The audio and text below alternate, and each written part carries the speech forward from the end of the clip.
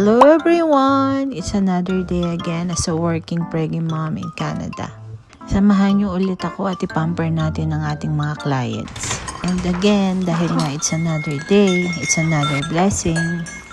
Sa mga nakapanood nga ng previous vlog natin, ang baby ay okay naman po. Salamat po sa lahat ng concerns ninyo.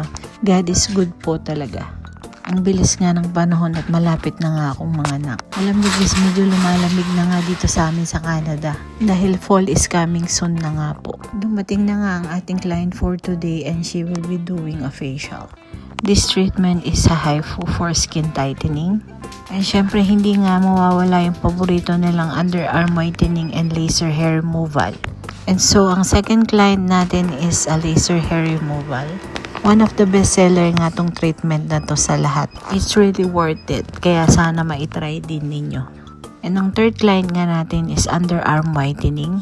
She is one of our loyal customer nga po. Kaya she's very consistent for her facial treatment. We did her microneedling and also her laser hair removal. Kaya naman sa lahat ng mga mamis dyan, kailangan din natin i-pamper ang ating sarili.